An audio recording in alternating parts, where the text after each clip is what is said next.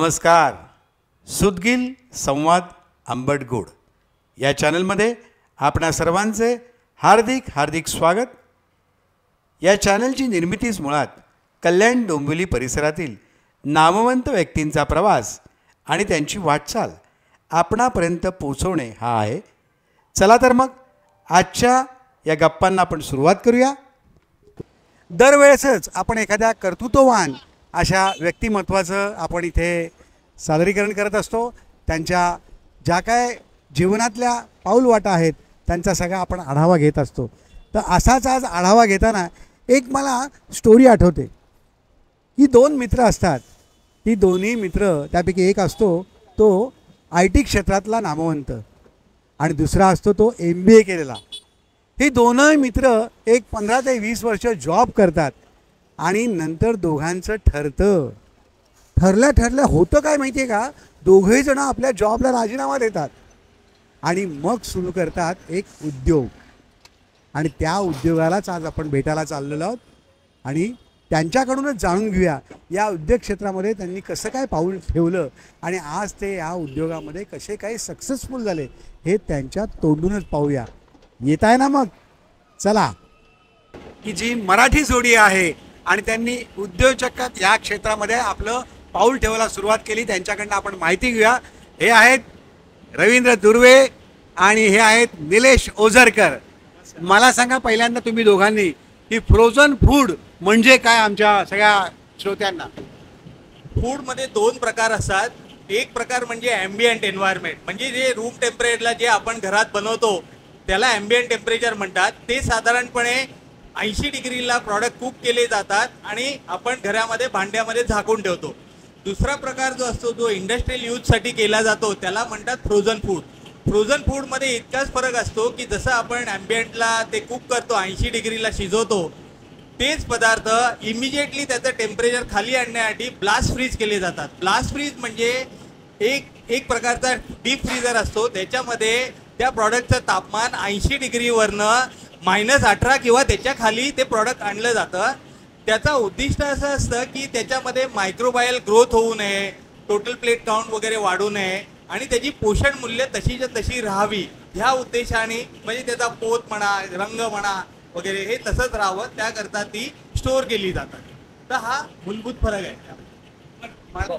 मला दुर्वे साहेब तुम्ही आणखीन एक सांगा की तुम्ही मला वाटतं IT क्षेत्रातले आहात आणि हे आता आम्ही जे बघतोय सगळं रॉ मटेरियल पडले, कांदे पडलेत, मिरच्या पडल्यात, कढीपत्ता पडलाय, म्हणजे काय हे सगळं वेगळंच आहे हो. आम्ही एक IT क्षेत्रामध्ये जवळजवळ 20 वर्ष काम केलं. त्याच्यानंतर मग स्वतःसाठी काहीतरी काम करायचं म्हणून एक घराच्या जवळ काहीतरी व्यवसाय करायचा ह्या उद्देशाने आम्ही फूडमध्ये आलो. ऑब्वियस चॉईस आमच्या दोघांना आवडीची गोष्ट होती ती फूड चॉईस होती. त्यामुळे आम्ही काय केलं की फूडमध्ये आम्ही बिझनेस चालू करायचा विचार केला. सुरुवातीला आम्ही एक वेगळ्या प्रकारचा बिझनेस केला की ज्याच्यामध्ये आम्ही काही कंपन्यांच्या फ्रँचायझी घेऊन आम्ही ते बिझनेस पुढे चालू करायचा. त्यांच्या फ्रँचायझी घेतल्या, जवळजवळ एक 5 फ्रँचायझी आम्ही चालवल्या आणि पुढे एक 200-300 फ्रँचायझी आम्ही उभ्या करायचा विचार चालू होता. पण मीनवाईल आम्हाला कळलं की आम्हाला जो सपोर्ट बॅकएंडकडनं मिळायला पाहिला होय की ज्या व्हॅल्यू सिस्टीमनी लोकांना चांगलं फूड खायला घालायचं आहे तर ते आमच्यापर्यंत पोहोचत नव्हतं किंवा आम्ही लोकांपर्यंत पोहोचू शकतो. म्हणून मग आम्ही असं ठरवलं की आपण आपलं स्वतःचं बॅकएंड असेल आणि त्या बॅकएंडमध्ये आपलं प्रॉडक्ट तयार होईल आणि मग ते लोकांपर्यंत पोहोचेल. म्हणजे थोडक्यात म्हणायचंय तर गल्ल्यावर बसून धंदा करायचा नव्हता तुम्हाला. नाही, तुम्हाला मुळाशी जाऊन सगळं प्रोडक्शन स्वतः करून तो धंदा करायचा होता. आता मला निलेश तू सांग की तू MBA केलेला विद्यार्थी आहे. आम्ही लोकांना कल्पना दिलेली आहे की जवळजवळ 15-1 वर्ष तुम्ही दोघांनी जॉब केले, अगदी भारतातच नव्हे तर भारताबाहेर जाऊन देखील परदेशात नोकऱ्या केल्या आणि नंतर दोघांनी ठरवलं की आपल्याला उद्योगात उडायचे. तर हा उद्योग कसा काय सुचला, असाच करायचा तुम्हाला? एक होतं डोक्यामध्ये, IT मध्ये नोकरी करताना प्रचंड पगार मिळत होता, खूप सोयी सुविधा साधनं होती, सगळी तशी म्हणाल तर आयुष होती, पण काम एन्जॉय करत नव्हतो. हे दोघांना कॉमन होतं. त्यामुळे आम्ही ठरलं होतं की काहीतरी उद्योग करू, छोटासा उद्योग का असेना. तर फूड आमच्या दोघांच्या जिव्हाळ्याचा विषय होता आणि रवीला एक दिवशी कंपनीत जाताना आमचा एक जुना विद्यार्थी भेटला जो फूड व्यवसायात लकीली होता आणि त्यांनी प्रपोजल दिलं आणि आम्ही तयारच होतो आणि we jump on that order. म्हणजे जसं एखाद्या एंटरप्रिनरनी नेवा ऑलवेज स्पॉट ऑन असावं, की एखादी अपवाणी दिसली की पटकन त्यावर उडी मारायची, तसं आम्ही उडी मारली त्यावरती आणि पुढे गेलो. मेन फूड प्रॉडक्ट बनवताना ना सर्वात महत्त्वाचं गोष्ट आहे की जे इन्ग्रेडियंट्स असतात ते इन्ग्रेडियंट्स आम्ही एकदम स्पेसिफिक घेतो. उदाहरणार्थ आता तू जर का बघितलं तर आता ही मिरची आहे, तर मिरची पण ही स्पेसिफिक आम्ही आमच्या वेंडरला सांगतो की ही अशीच मिरची आली पाहिजे. किंवा आमच्याकडे साबुदाणे आहेत, तर साबुदाणे हे ह्याच ब्रँडचे आमच्याकडे येतात. किंवा उद्या आपण ऑइल म्हटलं तर ऑइल हे त्याच ब्रँडचं आमच्याकडे आहे. तर तिखट असेल तर तिखट हे एव्हरेस्टच वापरतात. तर हे इन्ग्रेडियंट्स आम्ही सगळे ठरवलेले, हे ब्रँडेड वस्तू branded पाहिजे. वस्तू आम्ही वापरतो. बरोबर. तर त्याच गोष्टी आम्ही वापरतो आणि त्याच पुढे मग प्रोसेसिंग जातात. आणि त्यामुळे काय होतं की आमच्या पदार्थाची जी चव आहे ही तशीच्या तशीच राहते. ते सगळं आणि मग पुढे आपण ते रॉ मटेरियल मधनं पुढे गेल्यावरती इकडे आता प्रिपरेशन या इथपासून आपण चालू करूया. ही प्रिपरेशन एरिया आहे. त्या प्रिपरेशन एरियामध्ये काय की हे वेगवेगळी मशीन्स आहेत आमच्याकडे. आणि हे जे मशीन आहे हे ग्राइंडिंग मशीन आहे.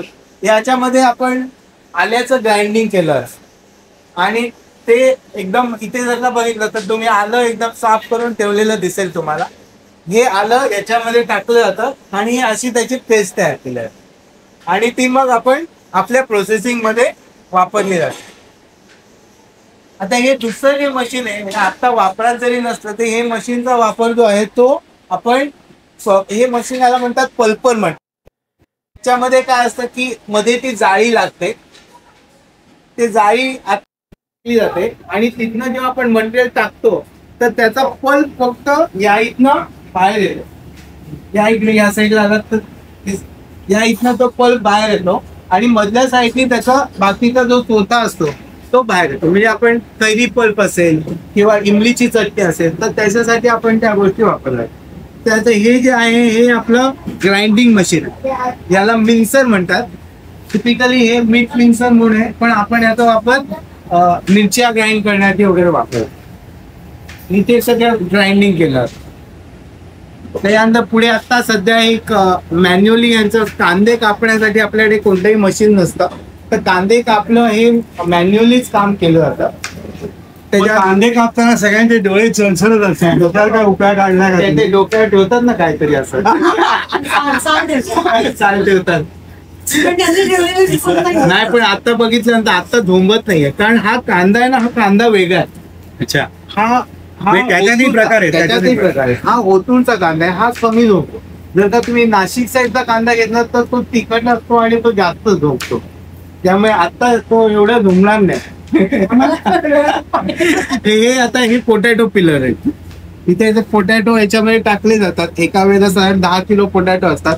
1 मिनिटामध्ये त्याचं साल बाहेर येतं. त्याच्या या आपण पुढे जाऊया.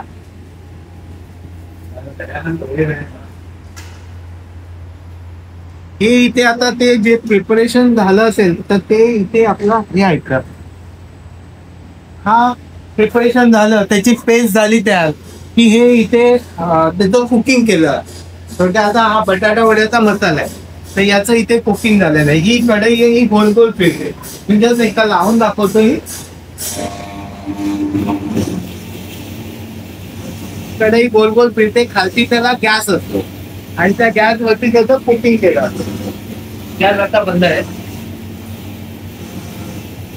त्यामुळे काय की आमच्याकडे मोस्टली 99% हा लेडीज स्टाफ आहे. एक तर आमच्या डोक्यात एक होतं की वुमन एम्पॉवरमेंट हा एक विषय होता. त्यामुळे आम्ही आमच्याकडे रिक्रूट करताना मॅक्सिमम या लेडीजच आमच्याकडे रिक्रूट केलेल्या आहे.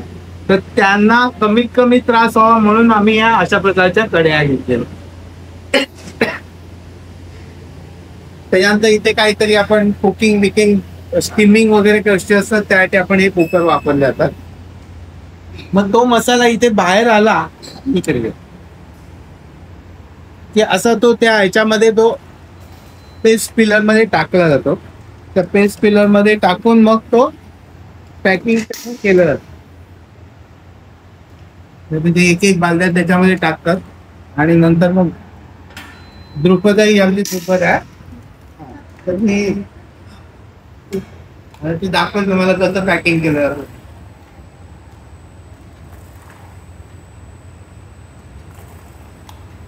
तर त्याच्यामध्ये ते ड्रॉप जे असतात त्या ड्रॉपचं वजन ठरलेलं असतं आणि त्याच्यानुसार तिला माहिती आहे की आता त्याच्यामध्ये 3च ड्रॉप टाकायचे.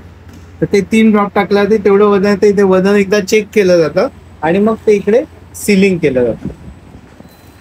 हा जो सगळा मसाला आहे हा सगळा बटाटा वड्याचा मसाला आहे आणि हा बटाटा इथे बघा, इथे तुम्हाला पॅकिंग दिसेल, बटाटा वड्याचा मसाला आणि हे 1.25 किलोचं पॅकिंग आहे. आणि याला डबल आपण पिशा करतो की त्याच्यामधनं ऑइल लिकेज होऊ नये. तुमचं वांग्याचं भरीत पण होतं ना? वांग्याचं भरीत पण असंच केलं जातं का? वांग्याचं वेट पण असं होतं. आणि हे आमचे सगळे स्टाफ मेंबर आहेत. ही रोहिणी ही सर्वात पहिली एम्प्लॉई आमच्याकडे, पहिल्या म्हणजे सर्वात पहिलं जिला एम्प्लॉय केलं ती आहे. आणि मग हे बाकीचे सगळे आहेत. आता ह्याच्यामध्ये हे सगळेजण, आता आम्हाला काहीच करायला लागत नाही, सगळं हेच सांभाळत. नाही, सगळे ट्रेंड आहेत स्टाफ आहे तुमचा. आणि काही जे आमचे बाकीचे जे प्रोडक्ट आहेत त्या प्रोडक्टसाठी ही मशीन्स वापरल्या जातात. उदाहरणार्थ मोदकासाठी हे मशीन वापरलं जातं, मोदक किंवा आता उपास पॅटीस, मटार पॅटीस, तर या सगळ्यासाठी हे सगळे मशीन्स वापरले जातात.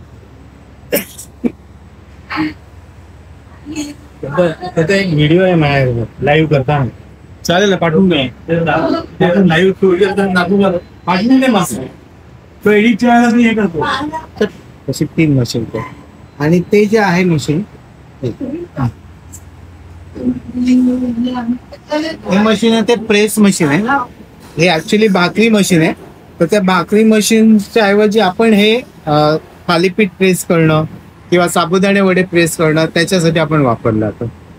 आणि मग इथनं एकदा प्रॉडक्ट तयार झालं की मग ते पुढे जाऊन फ्रीजिंगला जातं. ते आपण फ्रीजिंगचं आपण बघून घेऊ. 1.25 किलोचं पॅकिंग आहे. आपण या 1.25 किलोच्या पॅकिंग मध्ये जवळजवळ आपले 250 वडे तयार होतात. म्हणजे याचं प्रमाण जे आहे ते आपण कधी कोणी 10 किलोला हे एक पॅकेट टाकतं किंवा 12.5 किलोला एक पॅकेट टाकतं. ज्याला जसं स्पायसी हवंय त्याच्यानुसार मग तो मसाला कमी जास्त ते कर. नाही का, की बाबा या वारी तुमच्याकडनं फक्त मसाले केले जातात, या वारी फक्त पेटीस केले जातात, असं पण काय आहे का तुमचं? आमचा व्यवसाय जो आहे हा कस्टमर च्या ऑर्डर्सच्या बेसिसवर आहे. म्हणजे त्यांच्या ऑर्डर्स येतात, म्हणजे आम्ही मेक टू ऑर्डर, त्यांच्या ऑर्डर्स आल्यानंतर मग असं करतो. तर काही प्रोडक्ट जे आहेत ते रेग्युलर आम्हाला माहिती आहे की हे लागतातच आहे, मग त्यावेळेला त्यांचं प्रोडक्शन आम्ही घेत राहतो. पण काही प्रोडक्ट असतात की नाही, ठीक आहे बाबा हे यांचं घ्यायचंच आहे, त्यावेळेला मग आम्ही त्याचं प्रोडक्शन घेतो. आता वार कसे ठरवतो तर ऍक्च्युली आम्ही आमच्या बोर्डवरती लिहिलेलं तेव्हा हे आज उद्याचा प्लॅन आहे, उद्याचं प्रोडक्शन आहे, मग त्यानंतर मग रॉ मटेरियल काय लागणार आहे ते आम्ही रॉ मटेरियल मागवतो. पण नॉर्मली टिपिकली शनिवारी जे असतं ना, शनिवारी आम्ही सगळे मसाल्यांचं प्रोडक्शन, कारण ते फ्रीजिंग करायला लागेल, हे सगळे रूम टेम्परेचर. आणि ते मग काय होतं की रविवारी आम्हाला कोणा सुट्टी असल्यामुळे मग ते फ्रोझन फूड काढायला कोणीतरी यायचं, हा प्रश्न आमचा निकाल. मला एक सांगा की आता हा मसाला तुम्ही आज केलेला आहे, तर हा किती दिवसामध्ये ते राहू शकतो? आता 6 महिने याचं लाईफ. पण मग त्यासाठी त्याला टेम्परेचर मगाशी सांगितल्याप्रमाणे रोजगार सरांनी की ते टेम्परेचर मायनस मध्ये ठेवायला आहे का असं काही? नाही, हा रूम टेम्परेचरला. थोडक्यात काय, आज आत्ता आपल्या घरामध्ये आपले जे पूर्वज जे आहेत ते पूर्वज किंवा आपले आजी आहे लोणचं बनवायची, ते लोणचं फ्रोझन करायची का? नाही, ते तसंच रूम टेम्परेचरलाच राहायचं. काय बेसिक त्यांनी वापरलं की त्याच्यामध्ये थोडंसं सॉल्टचं प्रमाण जास्त असेल आणि ऑइलचं प्रमाण जास्त. म्हणजे ही जी आपले प्रॉडक्ट टिकवण्याची जी पद्धत आहे तीच पद्धत याच्यामध्ये वापर. याच्या व्यतिरिक्त काही केले आपल्याला झालेले जे संस्कार आहे त्याचा तिथे उपयोग तुम्ही केलेला आहे. आपण तिकडून जेव्हा प्रॉडक्ट तयार होऊन येतात, म्हणजे आता मोदक आहेत किंवा साबुदाणा वडा आहे, थालीपीठ आहे, कोथिंबीर वडे, हे सगळे फ्रीजिंग प्रॉडक्ट आहेत. हे फ्रीज केले जातात. ज्यावेळेला त्यांचं प्रोडक्शन तिकडून येतं त्यावेळेला ते आपण या इथे डायरेक्ट या फ्रीज मध्ये आपण ठेवतो. याला प्लेट फ्रीजर म्हणतात. त्याच्या इथे खालती कॉईल असते, या कॉईल मध्ये ती फ्रीज होते आणि इथे ही वरची प्लेट फ्रीज होते. इथे दिसेल तुम्हाला, ही कॉईल मुळे ही प्लेट फ्रीज होते. ही प्लेट फ्रीज झाल्यावरती मग ते प्रॉडक्ट फ्रीज होतात आणि मग ते प्रॉडक्ट फ्रीज झालेले जवळजवळ याच्यासाठी आपण काय करतो सर 5 ते 6 तास ते प्रॉडक्ट या फ्रीजर मध्ये ठेवायला लागतात. मग ते फ्रीज झालेले प्रॉडक्ट आपण कोल्ड स्टोरेज मध्ये मूव्ह करतो. आता आज ते प्रोडक्शन नसल्यामुळे आपल्याला इथे असं दाखवता येत नाही की ते प्रोडक्ट आहेत म्हणून. पण आपण कधीतरी नेक्स्ट टाइम तुम्ही याल त्याला ते कोल्ड स्टोरेजला हे जे आहे हे कोल्ड स्टोरेज. ज्या वेळेला आपलं ते प्रॉडक्ट फ्रीज होऊन झालेलं असतं त्यावेळेला ते क्रेट मध्ये काढलं जातं.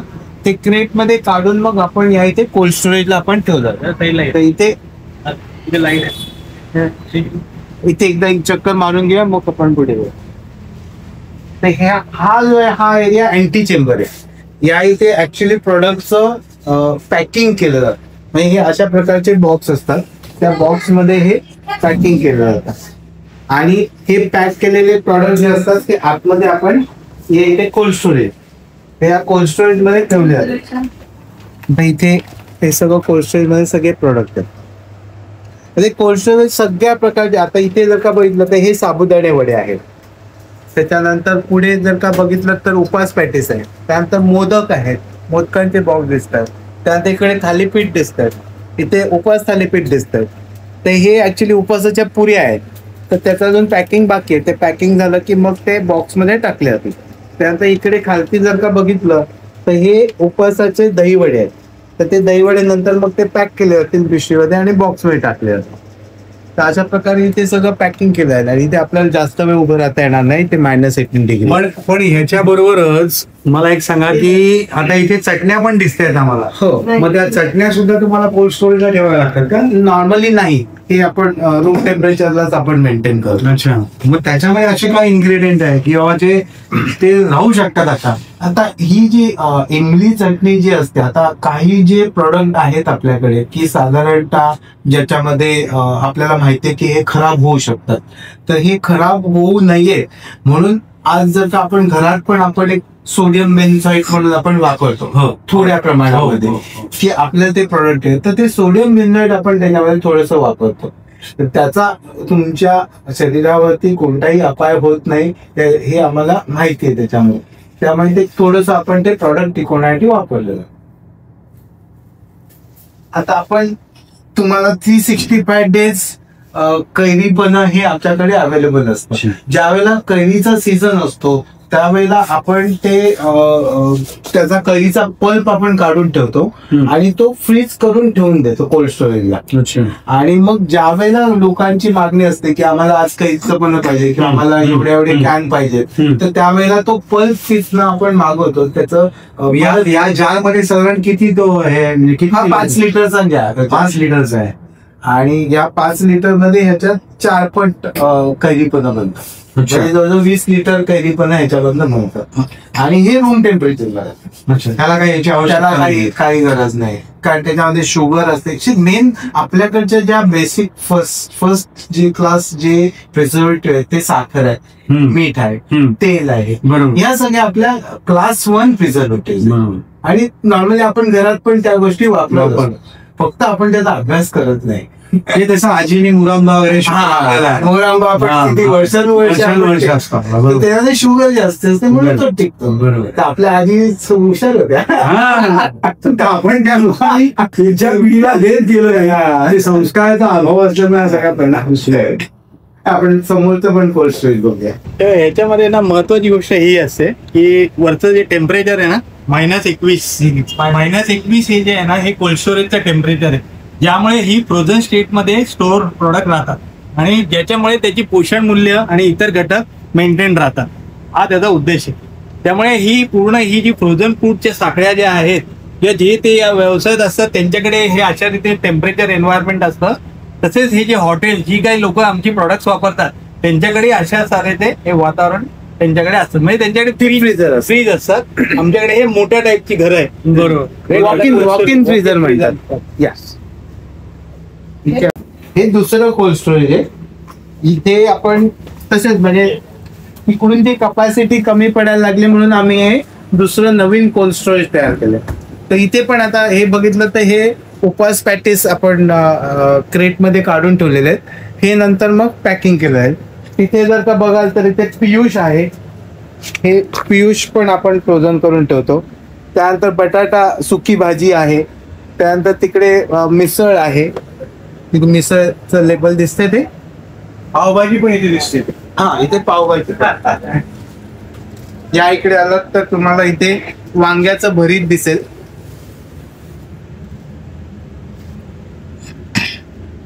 त्यानंतर इथे कांदे बटाटे पोहे आहेत, ते पावभाजी आहे. तर असे बरेच वेगळ्या वेगळ्या प्रकारचे प्रोडक्ट्स आपण तयार करतो. पण आपला सर्वात महत्वाचा मुद्दा असा आहे की आपले सगळे प्रोडक्ट हे महाराष्ट्रीयन एथनिक फूड आहेत. म्हणजे महाराष्ट्रीयन प्रोडक्ट वरती आपला जास्त फोकस आहे. आता तुम्ही आम्हाला मोठे मोठे फ्रीज दाखवले, डीप फ्रीज दाखवले, तुमचं मायनस टेम्परेचरला एवढं सगळं ठेवायचं, म्हणजे ते वडे म्हणायचं त्याला का बर्फाचा गोळा म्हणायचा हा प्रश्नच पडला मला तर. पण मग एवढं थंड केलेलं, एवढं आपण फ्रीजमध्ये ठेवलेल्या गोष्टी ज्या आहेत, ह्या ज्या वेळेला एखादी व्यक्ती स्वतः म्हणजे खाते तर त्याचा शरीरावर काही इम्पॅक्ट होतो. आता कसं असतं की फ्रोझन जेव्हा करतो आपण एखादं प्रॉडक्ट, तर ती स्टोअर करण्यासाठी एक वातावरण लागतं, ते म्हणजे -18°. आता हे ते वातावरण आहे. हे वातावरणातले जे काही प्रॉडक्ट आहे जेव्हा आपल्याला कंझ्युम करायचे किंवा खायचे असतात तेव्हा हे परत आपल्या नॉर्मल वातावरणात आणले जातात. म्हणजे त्याला अँबियंट टेम्परेचरला आणायला लागतं. आयदर अँबियंट टेम्परेचरला म्हणजे खायच्या आधी आणायचं किंवा ते अँबियंट टेम्परेचरला येतील यासाठी ते उच्च तापमान म्हणजे गरम तेलामध्ये तळणं, आयदर तळायचे असतील तर तळायचे किंवा त्याला वाफवायचे, ह्या 2 प्रकारे हे नॉर्मल टेम्परेचरला आणलं जातं. आणि ही जी फ्रोझन प्रॉडक्ट जे असतात ह्यांनी आरोग्यावर एक प्रामाणिकपणे काहीही परिणाम होत नाही. उलट जर बरेचसे रिसर्च पेपर वाचले, इंटरनॅशनल रिसर्च पेपर, तर त्यात स्पष्ट शब्दात सांगितलंय की बाहेर आपण घरात ठेवलेले पदार्थ त्यातले प्लेट काउंट किंवा मायक्रो ऑर्गॅनिझम वाढतात, व्हेअर ॲज फ्रोझन एन्व्हायरमेंटमध्ये ठेवलेल्याचे पोषण मूल्य, रंग आणि मायक्रोबायल ग्रोथ थंडावते. असा हा जागतिक निष्कर्ष आहे. बेसिक ह्याच्यामध्ये असं असतं की जी बॅक्टेरियल ग्रोथ जी असते ती साधारण 4° ते 60° याच्यामध्ये तुमची बॅक्टेरियल ग्रोथ होत असते. आणि 4°च्या खालती ते बॅक्टेरिया स्लीप मोडमध्ये जातात आणि किंवा 60°च्या वरती गेले तर ते बॅक्टेरिया किल केले जातात. ते म्हणून मग काय होतं की ज्याला फ्रीज केले जातात, आपण प्रॉडक्ट तयार केले की लगेच आपण ते फ्रीज करतो. ते फ्रीज केल्यामुळे काय होतं की ते बॅक्टेरिया असतात ते स्लीप मोडमध्ये जातात. आणि ज्या वेळेला आपण कस्टमर्सना सांगतो की हे प्रॉडक्ट वापरायचे तर त्यावेळेला ते आयदर ते फ्राय करतात किंवा स्टीम करतात, जसं निलेशने सांगितलं. मग त्यावेळेला ज्यावेळेला फ्राय केलं जातं त्यावेळेला त्याचं टेम्परेचर असतं 180°. त्यामुळे ते 180°ला ते किल केले जातात. त्यामुळे तिथे जो ऍक्च्युली प्रॉब्लेम करणारा जो बॅक्टेरिया असतो तो ऑलरेडी किल झालेला असतो. त्यामुळे हे जे प्रोडक्ट असतात, फ्रोझन प्रॉडक्ट जे असतात, ते तुमच्या हेल्थसाठी हे कुठेही अपायकारक नसतात. आणि दुसरं असं असतं की हे प्रॉडक्ट तुम्हाला कुठेही अपाय करत नाही, त्यामुळे हे सेफ झोन मध्ये असते. दुसरी एक महत्वाची गोष्ट तुम्हाला निदर्शनाला आणू इच्छितो की आपण बघा घरामध्ये सकाळी केलेला स्वयंपाक फ्रीजमध्ये ठेवतो आणि संध्याकाळी जेवताना काय करतो आपण गरम करतो. तर गरम करायची ही जी कृती आहे ती म्हणजे प्रॉडक्टचं तापमान परत वाढवणं. म्हणजे थोडक्यात बेसिकली परत त्याला 70-80° गरम करून खाणे. आणि त्या प्रोसेसद्वारे होतं काय, ज्या ती जी काय बॅक्टेरियल लोड वाढलेला असतो ते किल केले जातात. हे ते शास्त्र आहे ह्याच्या मागे. प्रॉडक्टची गुणवत्ता आणखी वाढवणं आणि त्याच्यामधनं इतर काही फिजिकल कंटॅमिनेशन होऊ नये. त्या फिजिकल कंटॅमिनेशन म्हणजे बऱ्याच वेळा एखाद्या फॅक्टरीमध्ये प्रोडक्शन जेव्हा घेतलं जातं तेव्हा त्या फॅक्टरीतला काही एखादा स्क्रू किंवा वायसर किंवा आता काही पार्टिकल जायची शक्यता असते. ते जाऊ नये आणि ते फॅक्टरी लेवलला डिटेक्ट करावं त्याकरता आम्ही हे जर्मनीहून अद्यावत आता मशीन घेतलंय. मेटलर नावाची जागतिक कंपनी आहे जी मेटल डिटेक्शन करते. म्हणजे तुमच्या फूड प्रॉडक्ट मध्ये जर एखादं फूड सेफ्टी कन्सर्न यायची शक्यता आली तर ते फॅक्टरी लेवलला डिटेक्शन होतं आणि कस्टमर कडे जायच्या आधी ते इथे डिटेक्ट करून तुम्हाला हायलाईट करतं. आणि त्याद्वारे बेसिकली फेरस नॉन फेरस म्हणजे साधारणपणे मेटलची जर कंपोनंट म्हणजे 2 mm 3 mm इतका बारीक कंपोनंट सुद्धा तो शोधतो आणि डिटेक्ट करतो आणि हायलाईट करतो. इथे लाल लाईट आणि सायरन वाजायला लागतो की ह्याच्यात हे पाकिट उघडून बघा. मग ते बेसिकली तपासलं जातं. याद्वारे बेसिकली आम्ही फूड सेफ्टीच्या साठी आणखी एक लेवल वरती प्रयत्न सुरू केले. खूपच छान, खूपच छान. अशाच आपण पुढील भागात भरपूर गप्पा मारायच्या आहेत. तोपर्यंत धन्यवाद.